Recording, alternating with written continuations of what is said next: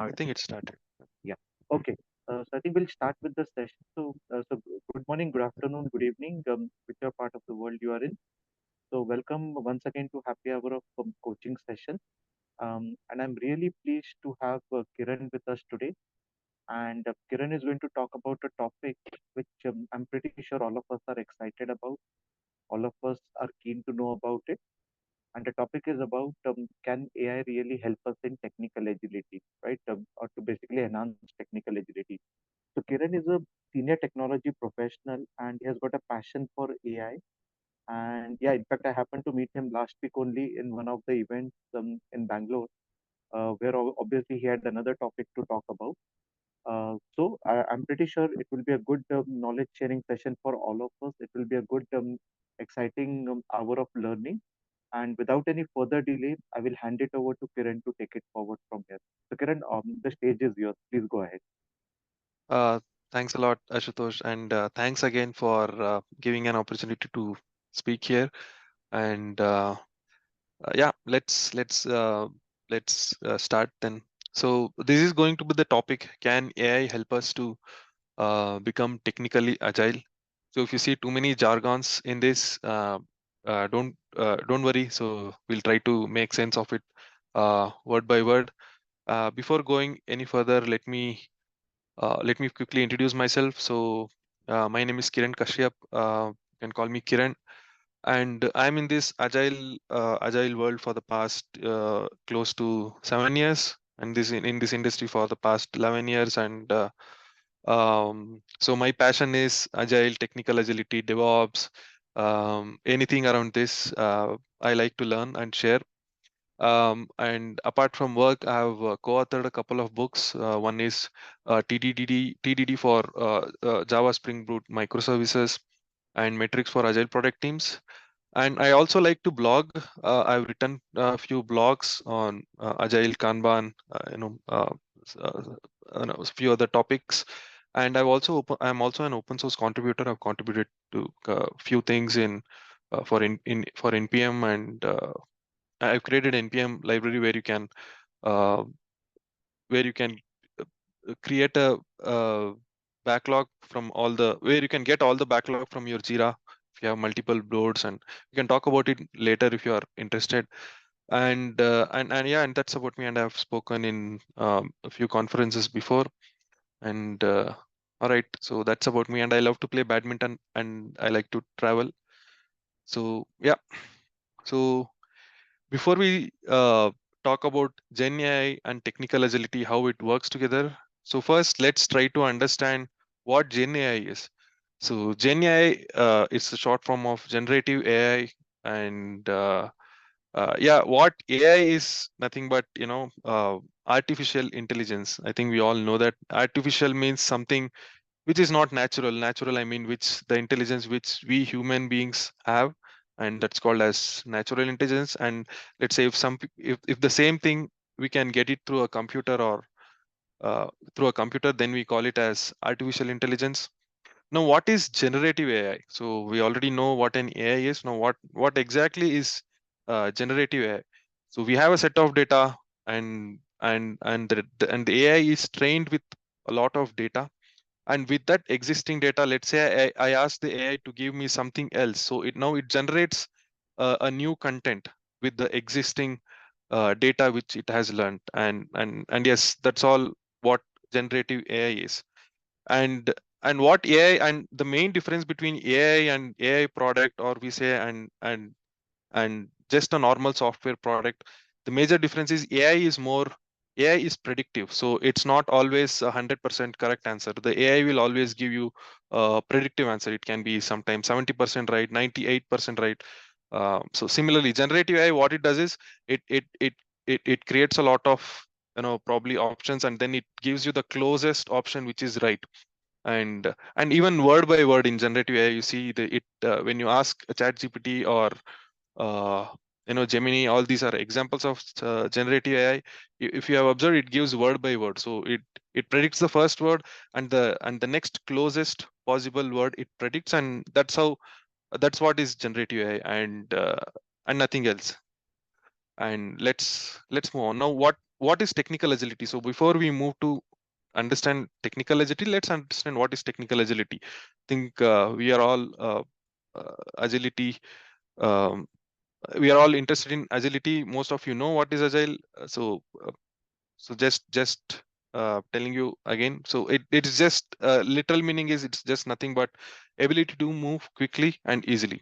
Ability to uh, it's mostly used in in the context of sports. When we say Messi is very agile, that means he keeps running fast in one direction, and if he sees someone trying to take a ball away from him, he can change his direction pretty quickly. And why? Because he's very agile. To become agile, we need muscles. And similarly for a company, for a tech organization, so for them to change their direction quickly, they need to be agile. So they also need to build muscles, and how they build muscles is by we have various things by agile transformation, by following some practices from Scrum, Kanban. All these things help them to become more agile. And now, what exactly is technical agility? So we have this something called business agility, which is more or less called as agility in our technology world. Business agility is nothing but enabling business to change its direction fast, right? So that's all is what business agility is, and it needs to respond to market quickly. And now almost any business you take, any big business, even small, medium, everything needs technology. And if the business needs to change fast, adapting to market, its technology also must be able to adopt fast. And technology is the one which enables business agility, right? So that's all technical. It's not totally different, since for this context we are talking about mostly technology and software development practices. We are using this terminology. And yeah, that's all technical agilities. It's nothing but um, uh, having your technology help your business to change its direction fast. So so do you mean that agility and technical agility are different? So you might be confused. So they're not exactly entirely different. If you recollect, you guys, if you know what is, if you have read Agile Manifesto, you would know that it doesn't neglect technical practices to become agile. And if any of you are wondering what is how do I concur this statement? So the first principle of Agile Manifesto is our highest priority is to satisfy customer through early and what of valuable software. So I'll give you a couple of seconds to think about it. Um, so what I'm trying to say is Agile and technical Agile are not entirely different. And we are just using the term nowadays. It is just to bring back the focus on technical part of agility. The uh, mostly we have gone into the process part of agility. So nowadays the organizations I see, they want to move into technology as well. They want to be more agile in terms of technology as well. So that's why I'm just using these words. But when initially the Agile Manifesto was written by all the signatories, most of them were frustrated developers, and they of course thought of all the technical practices as well when they came up with it. So if you got the answer, yes, you're right. Our highest priority is to satisfy customer through early, and the keyword is continuous delivery. So if we want to achieve that continuous delivery, there are a lot of technical practices, good, clean code practices, or a lot of other things that needs to be followed, TDD, BDD, whatever it may be, which I'll explain in the upcoming slide if you're confused what it means. And not only in the first principle, these are the other principles. I've just put it here for your purpose. So all of these talk about technology as well. Sustainable development, continuous delivery, technical excellence. Working software is the primary measure of progress. Deliver working software frequently, and all these things talk about technology. So all this talk about is just trying to stress more on this technical aspect, and also how we can use or not use generative AI. And so now we know what is technical agility. We understood what is Gen AI. and what are some examples of technical agility practices. I'll give you a few examples of what technical agility practices. We'll try to understand and make sense of it. And after that, I'll show you some demo how I used ChatGPT to practice this uh, uh, technical agility practices. So yeah, let's go ahead. And these are some of the technical agility practices which you might have heard already: TDD, BDD, pair programming, mob programming, chaos engineering, trunk-based development. So I'll I'll on a high level I'll explain you what each means, and we'll probably take a couple of these, and I'll show you the demo how I interacted with ChatGPT, and was I able to get a meaningful answer or was I not, or stuff like that. So TDD. So what is TDD? It's test driven development. Um, so so what drives your development? It is test that drives your development. That's why we call it as test driven development. It's as simple as that. So what it means is we write test first, and this test is what drives my development. I will not write any of my working software before I actually write my test, right? That's what TDD is. And BDD is behavior driven development. So it's the behavior of the user and the system, right? These behaviors is what drives my development. For example, I am the user, I enter my name and click enter, and then the system behaves, and then the system behaves in this way, and then again, so reacting to that, then the user behaves in a different way. So we come up with these scenarios: the behavior of user and the behavior of the system, and that is what drives behavior driven development. I'll explain in detail what that means. Right now I'm going on a high level. Pair programming is another practice where a developer, where two developers work together on a single machine. So the one who types the code is called as driver. The one who guides, or the one who gives feedback, you can call that person as a navigator. And they frequently change. So for some time the driver I mean one person codes, and they swap their places, the other person next codes. And this is one of the good practices uh, followed in industry. And mob programming is something where multiple people work on the same machine. For example, you might have seen when something breaks in production, multiple people pitch in the same meeting, and then they investigate together. And and it's not only in any live production bug that they do this. It can also be practiced in for normal activity. Sometimes there is a code that is, for a developer it's not working. I've seen some examples where they just send out a message on Teams or Slack, hey, I need help, and everybody just jumps in quickly for a short call, 15 minutes, 20 minutes, how long they can decide, and then they help the developer come out of the situation. They again go back and continue their work. So this is one of the examples of mob programming, chaos engineering, trunk based development. And maybe later when we have time, we can probably discuss more on each of these things. And on a high level, I'll just tell you what mutation testing is. So let's say you have your code base, and for your code you have written a unit tests, a lot of unit tests, to make sure that unit test, developer level unit tests. And how do I know that my unit tests are good or bad?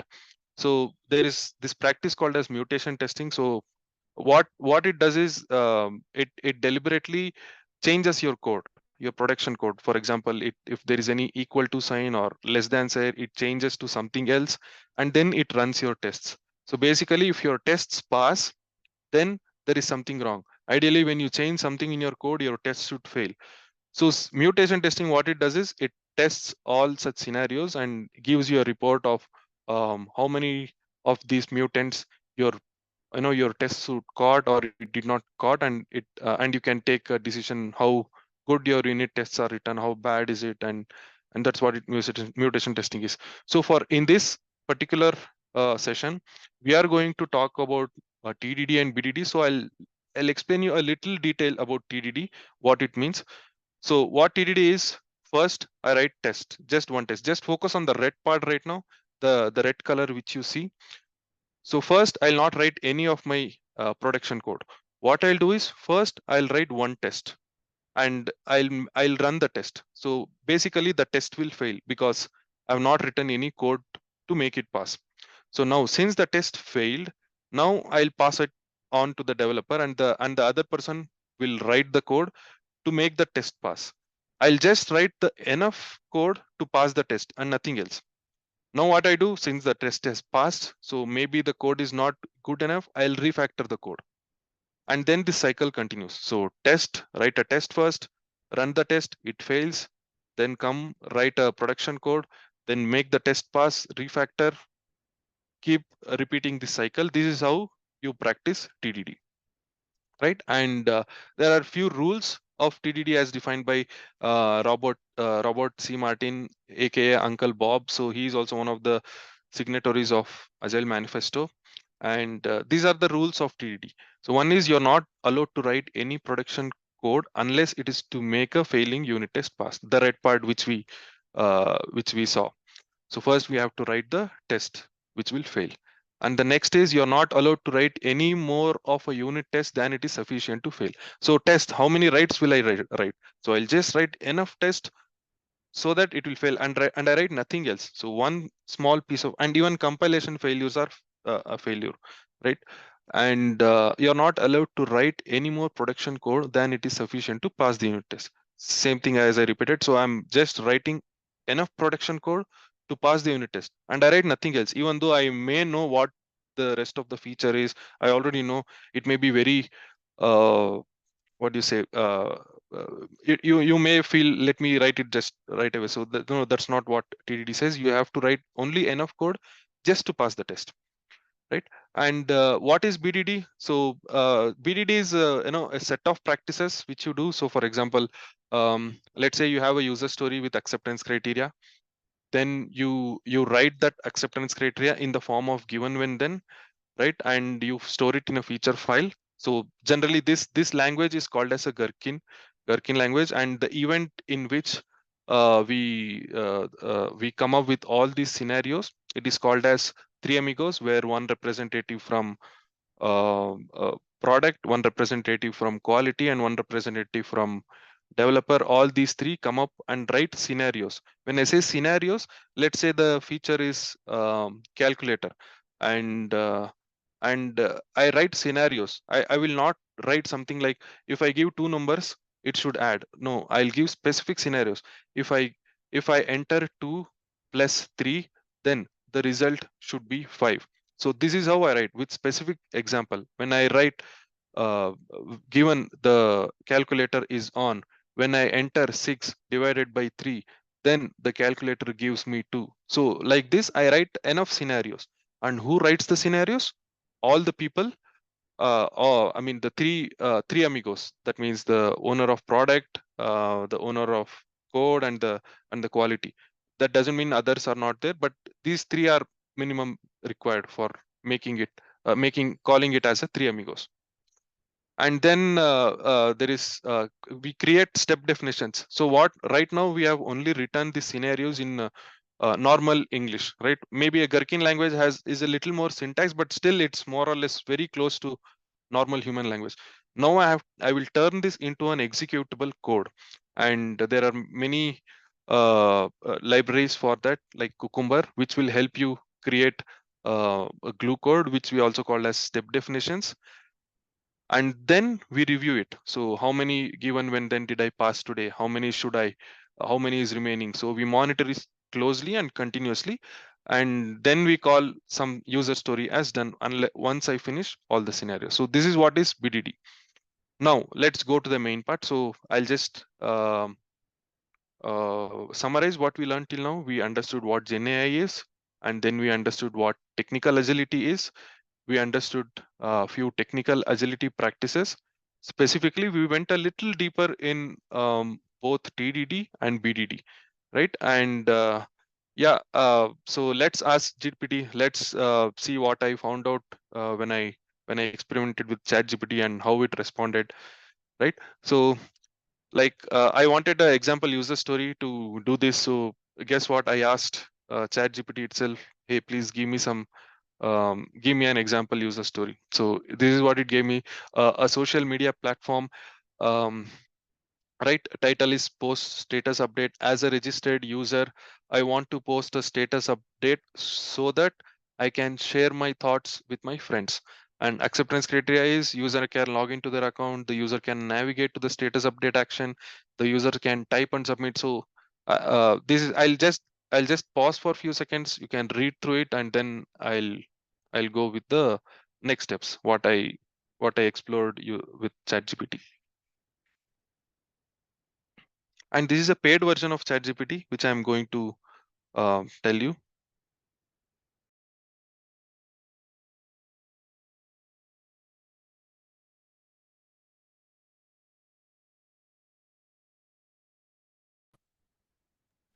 I see a question. Let me try to answer it while you are reading it.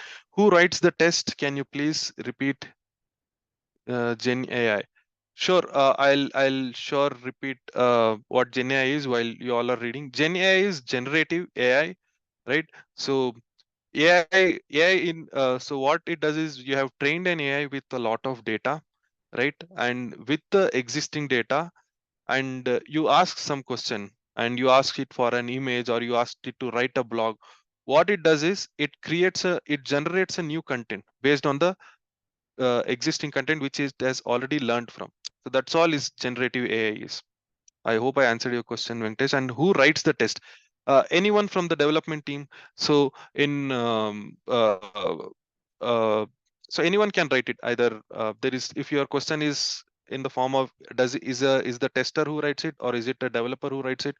So strictly speaking, in a development process, in when you're practicing TDD, so everyone are developers. That doesn't mean that their background may be also testing, but everyone are engineers. They all know how to code. So one writes the test, passes it on to the next developer. That developer writes the code, gives it back, and they can swap it as well. So there is no um, yeah, that's what in TDD is what I mean to say. So ideally that person should know how to code. So that is the person who writes the test, right? Any engineer who can write test will write the test, and then he passes on to the other developer. Yeah, unit test, that's right, a small piece of test.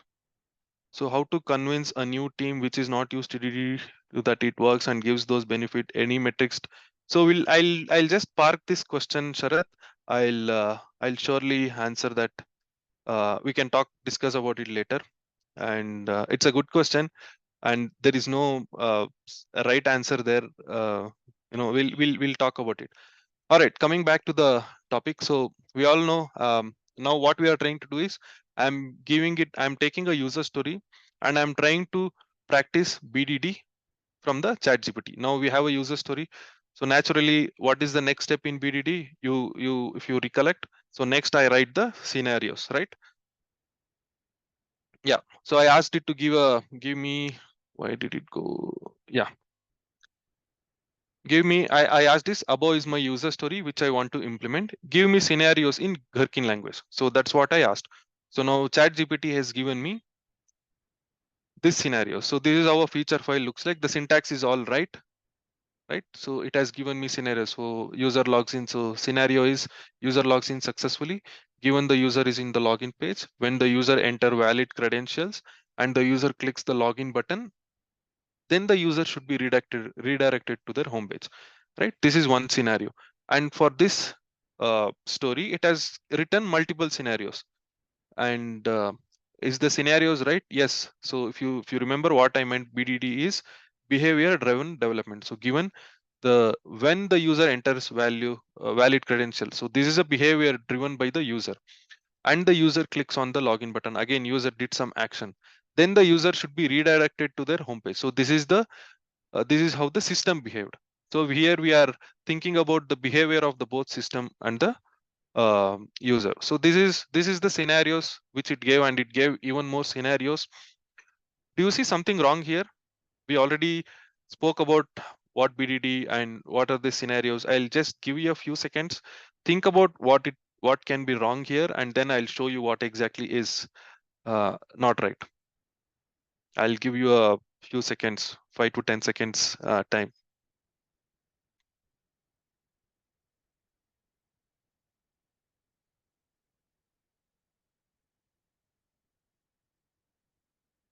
All right. So yes, you're right. If you have guessed it, you remember I asked BDD is not just no writing scenarios with specifications, right? I cannot just say, if I give you two numbers, it should give me, it should add the numbers and give me back. No, I have to give specific scenarios. If I enter 2 and plus 3, then the system should display 5, right? We have to give specific scenarios. So uh, what I did, I went back to the ChatGPT and I told the ChatGPT that, hey, can you give me the scenarios with specific examples? So it did not understand what BDD was. It understood the scenarios, but I had to ask ChatGPT again, hey, please give me scenarios with specific examples, right? Then it came up with scenarios. So if you remember, if you compare the previous scenario, see here it's asking the specific, it's entering specific details here, username, user password. So scenario is user logs in successfully. So given the user is on the login page, when the user enters the username John Doe and the password as password 123, then the user clicks on login button, then the user should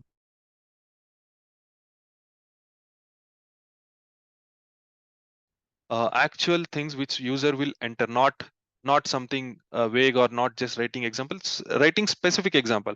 And it gave me a lot of example. It did a very good job of giving me more scenarios which I could have taken a lot of time. It's a good way to use chat gpt, I feel, to ask it to come up with scenarios. Please note that this is a very well known feature which I asked it very well understood. But if you are, let's say, if you are in a different technology, different kind of product which is not very well known, and I'm not sure how chat gpt would give scenarios for that. So that is one we have to try and find out, right? And let us now, I am using the same example and I'm asking it to practice tdd. So I'm asking it to, if you remember tdd, let me again repeat. So what I do in tdd, I just write the first simple test and I run the test and the test fails and I do nothing else. And only after that I write a production code. So now I asked it to, hey ChatGPT, give me a, let us practice TDD. Give me a first failing simple test. So what it did, um, it it's writing the test. It did give me one test, right? And if you observe, there is a uh, it has given me a sort of funny response here. You see, it has already printed test passed. It did not verify whether test passed or not. Actually, it's already giving me a statement printf test passed. I'm not sure why it happened, right? And then it also gave me the production code. I specifically told I'm practicing tdd, give me the first test, but still it went ahead and wrote the test, and it also called the test as passed, and it also gave me the production code which it is not supposed to do, and production code as well. So what I did, again, I asked the chat gpt, hey, I want to practice and there was another fault here. If you have observed, it has used Django, right? I did not ask it to use any framework. It assumed to use Django, and it has used Django. There was three faults here. One is it wrote a test and it called the test as passed by itself. It just printed a statement. I'm not sure why it happened. And the second fault was it tried the production code as well, which ideally should not happen in TDD. And the third thing is it used Django framework. I specifically did not mention not to use, but still it assumed. So I am now asking it to, I want to practice TDD, write a simple failing test, right? For a simple, user login, and do not use any framework like Django. I specifically asked it not to use any framework. Now what it is doing is, yes, it did not use any specific framework Django, but it came up with a different mistake. Now, if you observe, it is writing two tests here. So even though in TDD we know we are supposed to write only one test, one. I see a question. Negative scenario missing. Yes, nice catch, Danya. So negative scenario was also missing in BDD. Yes. Um, so um, so now coming back to this, so it has written two tests, right? And both the tests, we are not supposed to write two tests. It is written only one test, right? That is one fault. And again, another problem is it again write the production code as well, even though I did not ask it to write. And another funny thing is, first it wrote a test, right? And then it wrote a code which will fail the test. So ideally, in TDD, what happens? We write a test and we run the test will fail because we have not written production code. But I think for some reason, ChatGPT understood it a little differently. It wrote the test and it also wrote the production code, but the production code it wrote in a way that it will fail the test. So it took me some time to understand. So it's a little confusing there, right? This is one example. So this is what happened. So we discussed how BDD, few examples how BDD and few and also TDD, how ChatGPT is behaving. And I again asked, this is not how TDD is done. Can you recheck and give me a new code? And still it did the same problem. So it again gave me a new two tests, even though it is supposed to give me only one test. It gave me a two tests. So yeah, this is what happened with both BDD and TDD. Let's see how it behaves if I'm using AI for refactoring my code.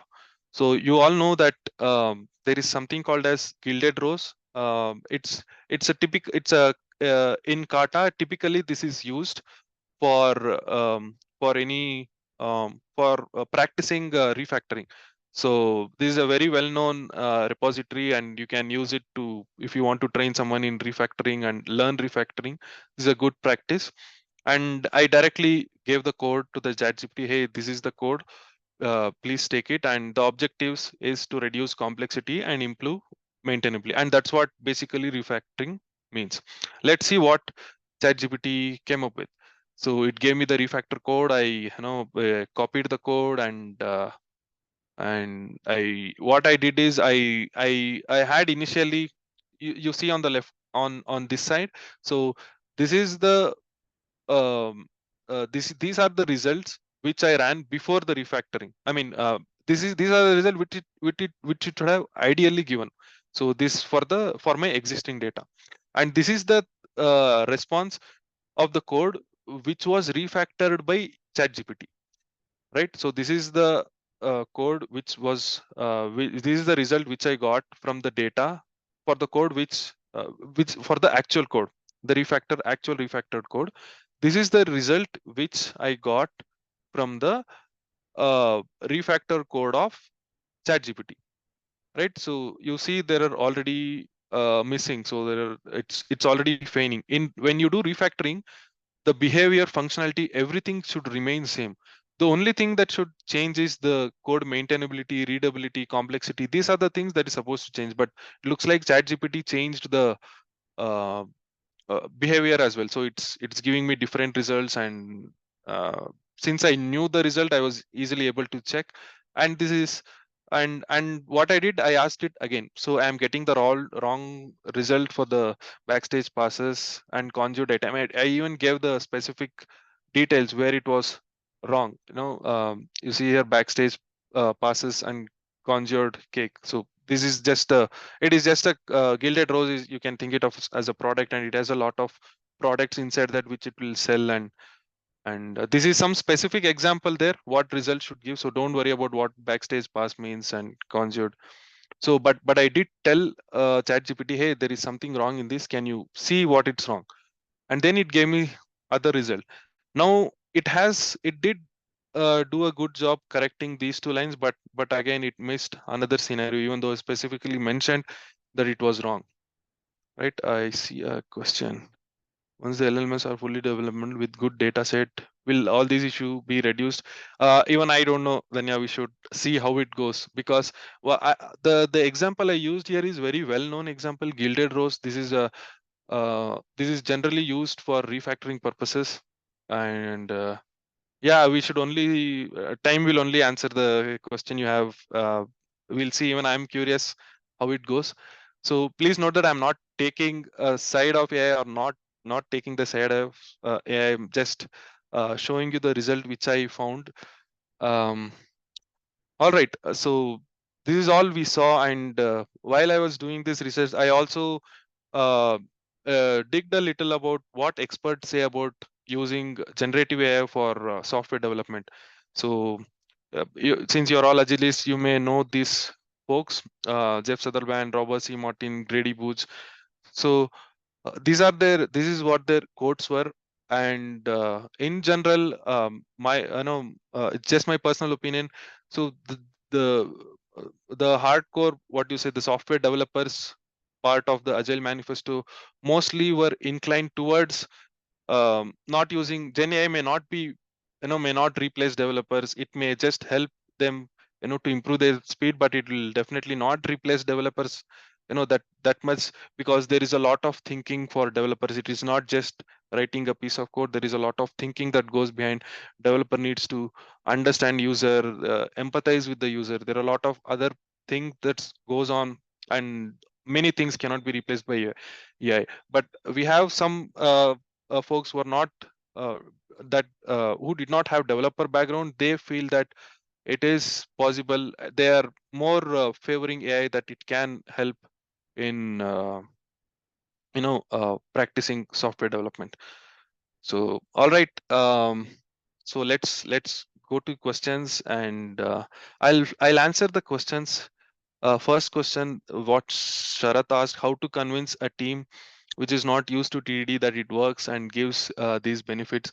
So I'll give a typical consultant answer. So there is no specific answer to this. Some one way I have seen to convince is, the leaders or the management, they worry about money. So we can talk about how practicing TDD will save them money. So this is the general pitch I also use. Do you want to reduce bugs in your production? um, Often you might have often seen the releases always don't go as planned. It always extended 1 week, 3 days, 2 days, whatever. So practice TDD, this may reduce. And there is predictability issues. You can say that predictability issues can be reduced if we practice TDD, because some, on day one of the product, we are developing from scratch. Some feature may take just a couple of days to develop, and the same feature, similar feature, after a year or so will take a month to develop. So if you don't want these predictability issues, maybe start practicing TDD. That is one way to pitch. These are the ways we can try. There is no specific answer as such. And yeah, let's go into questions. So we have some more time. So if you have anything to share, any questions, yeah, let's hear it.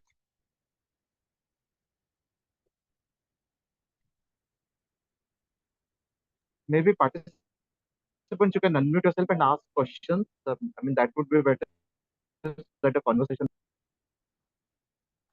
Yeah, Uh, yeah, then yeah, you're right. Having right people. throw some light on Okay. pair. Yeah, I see both Venkatesh and Dhanya are talking. So Venkatesh, please go ahead. I think you spoke. Yeah, could you spend some more light on pair programming? Yeah, pair programming. So pair programming is a practice where two developers work on a feature together.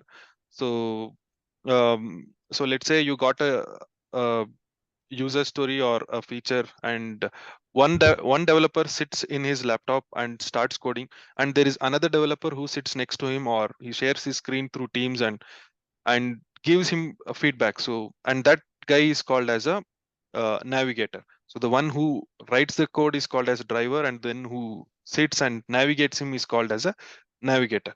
So it's for a fast feedback mechanism. So this guy keeps writing something, then the other guy asks questions. Hey, why not this way? Why not that way? So what benefit is, uh, you might have seen the code reviews, the code reviews, uh, PR approval process. So all these things take a lot of time, and it just stays in there. So generally we advise to do pair programming. Let's say there is a developer who is asking for pull request approval for some developer who sits far away from him and it's not reachable. So we generally ask them, uh, hey, why not you do pair programming together for, and then be driver navigator, and we can slowly remove that pull request approval process as well. So that is one benefit of pair programming. So if it is a code review for the entire code, it will take maybe half an hour, 1 hour, 2 hours. But Yeah. when one guy is sitting, that is a navigator is sitting exclusive for this. So then maybe 8 hours of his time is wasted, right? Just looking at the code. So we switch places. So the No, navigator and the driver, they no, I keeps. do understand, but still it's a waste of time, right? Because he will take some 15 minutes to write 10 lines of code. So he will be Yes. sitting at each. So what is the benefit here? It is a waste of time, right? Yes, so that's the argument that generally comes. So there are we need to think in other ways also, right? So for example, um, for specific example I gave is pull request. So I am a developer. I wrote a code and I pushed it. But what's happening is it is staying in pull request approval for a long time. Let's say for uh, a day or 2 days. So we are just trying to cut the lead time. So for example, the ultimate goal is to make the user story pass through all the all the columns in progress. Let's say it's in development, deployed to stage, and merged, and all these to make it fast.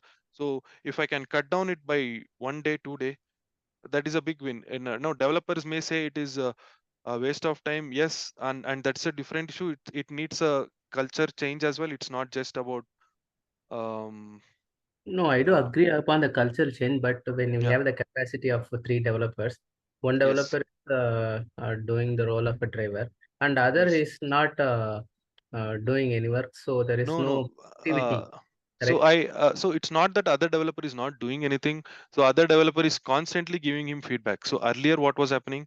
I'm writing something and then I push my code and I'm waiting for my feedback for a long time.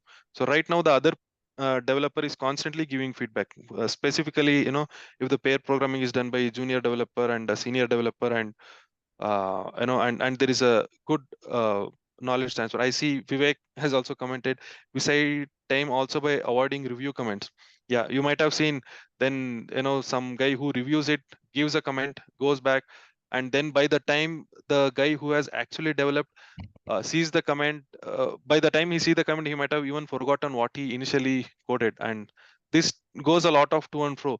Just to cancel all those things, you both sit together, write a code, no approval required, constant feedback is also given, and the knowledge transfer is also taken care. And yeah, and there is no, I'm not trying to say that it always works, that is the best practice. I'm saying these are the good practice out in the market. And yeah, and you can use chat gpt for your pair programming as well, right? We can probably do another session on that. Okay, maybe every half an hour he can do the, uh, I mean, constant feedback. Okay, Yeah, yeah, maybe one guy, let's say I'm the developer, I'm the driver, and you may be the navigator, and we can switch. I'll be the navigator, you can be the driver, maybe once in 2 hours. That leave to left it to developers how they want to manage that. okay, thanks. Any company who built a complete product purely using TTD approach and showed proven results? uh yes, I have heard people have done it. Vivek here, who is the audience, who is my mentor as well, he has worked for a few companies, and there it has been possible. I also was able to do in one of my previous organizations when we started the product. Unfortunately, after some code, after some, after few sprints, 3 4 sprints, uh, we could not continue for some reason. So yes, I have seen, and it has given a lot of good results. Hi, Uh, Kiran. yeah, hi there. Um, so my question is, I understand DDD and BDD. These are good practices, and of course, though people say well they are using agile, right? Yeah, there are organization silos. We need, as a scrum master as well, it has to come from top down. If the senior management team agrees for all these practices, of course all these practices can be fruitfully taken into practice.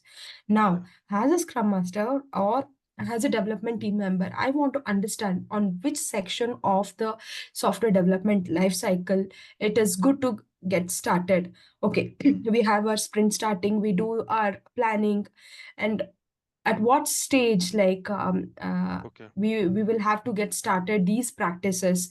You have I mentioned that in understand. the TDD, that developers should not write the code to the production, but in reality everybody wants to see the working software get something merged to the artifactory. So could you So, please share insights on that, on the real time practices?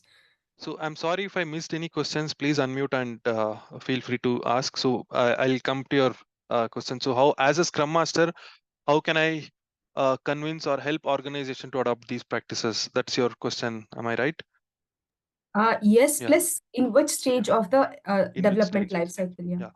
So in which stage it's tough to answer. I can give you one specific answer while I was a Scrum Master, what I did. So there is one thing I learned is it's very difficult to convince. I can understand where you are coming from, and I have also tried, failed many things, and I'm just going to share you which worked for me. So in my previous organizations, we had a lot of we started getting a lot of bugs from a product, and product owner raised this concern in one of our retrospective, why are we receiving so many bugs?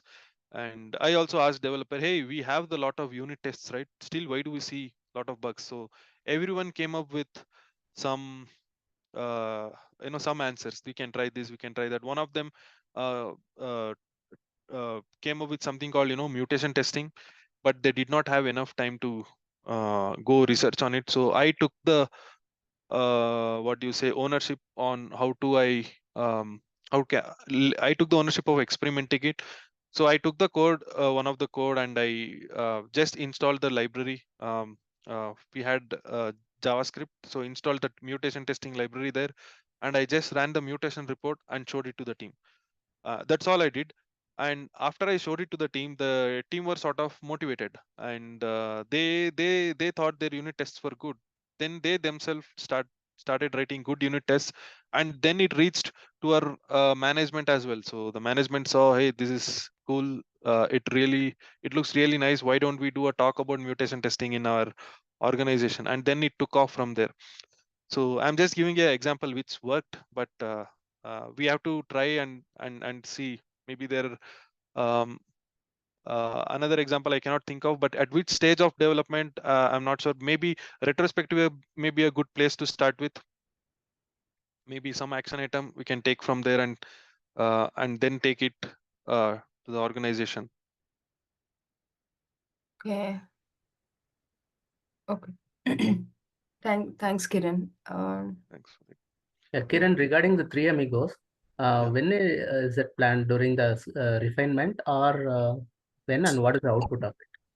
Yes, Three Amigos can be done in refinement or any other separate session as well. So the outcome is I have written exhaustive enough number of scenarios. So that's the outcome. So the inputs is I know the audience is not audience. I mean the participants. The must participants are at least one representative from development, one representative from quality, one representative from product. All these three come together and write specific examples. So that's what is called as that's the outcome of Three Amigos.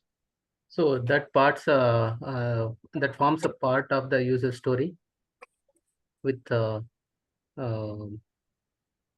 complete user story and where it is used. They will come with scenarios where it will be used. Yeah, so those scenarios the scenarios are documented in feature file. If you recollect, so there is something called as feature file. We write those scenarios in a feature file in Gherkin language. It's nothing but it's a language, but it's very close to spoken English, and that's how it is used. So I store this in a Gherkin. I store this in a file, right? And then so say now this file is in normal spoken English, but I want to use this as an executable code. So there is something called as Cucumber and other things. With Cucumber is for Java, and then I create executable code, and that is how I use it. So let's say I have one scenario, right? Now this scenario is understood by everyone. So given 2 plus 3, given the user has switched on the calculator, when the user enters 2 plus 3, then the result, then the calculator should show 5. So let's say this is the scenario, and and when I run the tests, right, the product owner can also see, hey, this scenario has passed, good enough. This scenario is failed, okay, not good enough. So it's the one main use is we can, even the non developers can understand all the test results and make a call. Let's say we have a production release tomorrow, and the product owner saw there are two scenarios not working. Hey, 5 minus 3 is not working. Is it still good to go? Yes, it's good to go. Let's take a call. It's good to go. Let's fix it 2 days later. So this is how it is used. The actual scenarios can be turned into an executable code. I hope I did not confuse you, No, Venkatai. Yeah. that we have a acceptance criteria. So instead of acceptance criteria, we may use Yes. the Gherkin language in a much higher level. Yes. Is understood. Yes. Some people even use acceptance. Given when the scenarios only as acceptance criteria, but some people also keep it separately. It can be Because normally we yeah. use the acceptance criteria for the testers to develop the test cases. Yeah, that's a good way to start with. We can write acceptance criteria in given when then format, and testers can write the test cases for all given when then. That's also a good practice. I've seen people doing that. So this will add, the Gherkin language will add value addition to this, right? That's what I understand. Am I right? Yeah, Gherkin, what it does is it turns into an executable code. So so it will stay in your code base only. It will not be a separate. How do I answer that? So Gherkin is it'll make sure to so when you write tests, right, you mean to say end-to-end tests, right, when you automate tests, so that will remain in a separate code base. So here what I mean in, it will be executed in the same place in when you are using Gherkin, that will give you an um, additional capability, I can say. Okay, the output of three amigos will be the Gherkin language that we can use. Yeah, the scenarios, the feature file, you can say feature file is the output. Okay, We thanks. call it a feature file where we write all the scenarios.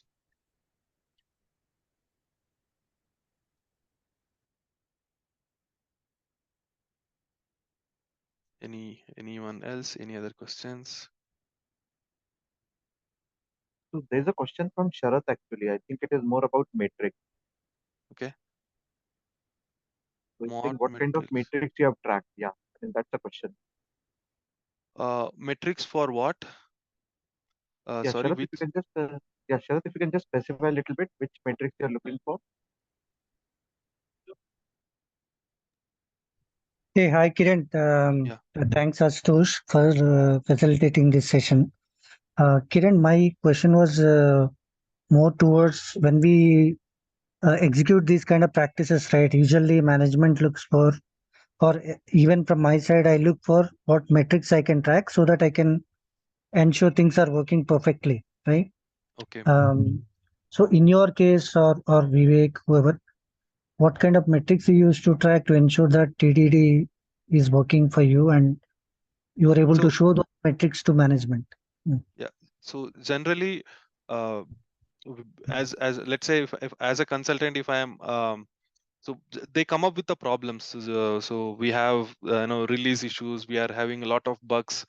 Code quality is not good. So for each of these things, we have different mechanism. For let's say we can use static code analysis, Sonar Cube, compare what was there before, what it is now after doing TDD or BDD. And another thing is another metric is production defects. How much was it before? How much is it now? Because that's all that matters. And uh, predictability, right? Earlier, developers, we were not sure whether I'm going to get today or next month. Now the window is little more predictable. I can sort of tell with more confidence when something will be developed. So predictability can be metric. Another very important metric is engineering engagement. So these practices generally make developers happy because they don't have to work on weekends. They don't have to stay awake. The major, some release is happening and lot of bugs. They don't know what will happen, what will break in the system. This creates a lot of stress on developer. So when we practice TDD, truly practice TDD, release becomes just another event. It's just a day-to-day activity, and nobody will be stressed out. And this makes developers very happy. And if there is any mechanism to measure developer happiness before practicing this technical agility practices and after, so that can also be one of the good metric. So there is no specific metric, so you can develop based on your context. So I've just given you some ideas where we can Yeah, where we can do thanks, it. Kiran. Thanks for that. Okay. Right, we have 2 more minutes left. Anything else? Any questions? Hi Kiran, Mohna here. I just missed out the initial part of the session. Sorry about that, but just want to know, is this discussion is this just focused on TDD approach or anything else? Have you tried like BDD as part of it?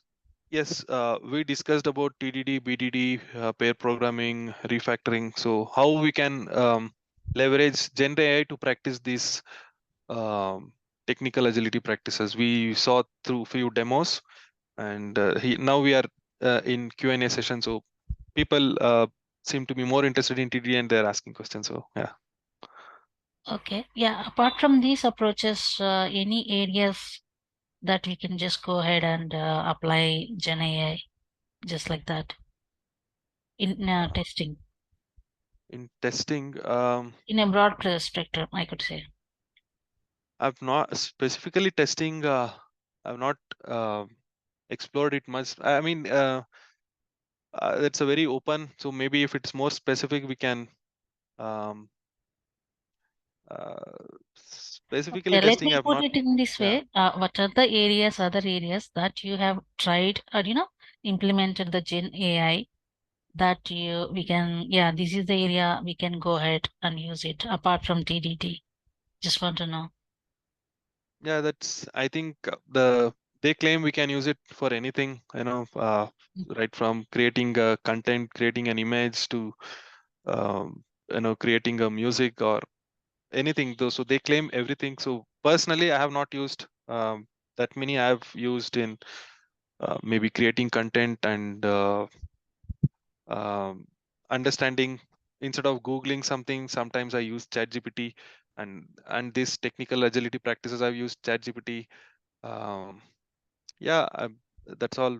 It's a very open question. We'll only get to know when we try it. So we Yeah, can just no try worry. and see how Understood. it goes. Yeah. Yeah, thank you.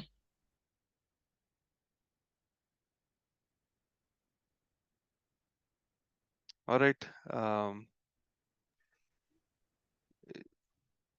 Any more questions? I think, yeah, if there are no further questions, I think we can take a pause here. And maybe you can reach out to Kiran, and we'll be definitely posting this recording on to the YouTube channel, so you can see the recording in case you have joined the session late. Thanks again, Ashutosh. Thank you everybody for making this an interesting session. Looking forward to meet you all once again in some other place and maybe here only. Thanks again. Have a nice weekend. Thank you again, Thanks, Ashutosh. Kiran. Yeah, Thanks. thanks, Kiran, for coming and Thanks, see Ashish. your thoughts. Thank you, Kiran. And yeah, we'll be sharing a token of appreciation to you, Kiran. So you'll soon receive a token of appreciation from us. So really, thanks once again for volunteering here. It was really an exciting session to learn more about the leverage of TDD. Yeah, and more Yeah, specifically the use of ChatGPT. So thanks a lot. And yeah. yeah, thanks everyone for joining in, and have a happy weekend. Thank you. Thank you. Thank you, Thanks, Ashutosh. Bye. Ashutosh. Thank Thanks, Kiran. you. Thank you, Ashutosh. Thank you, everyone. Thanks. Bye. Thanks a lot.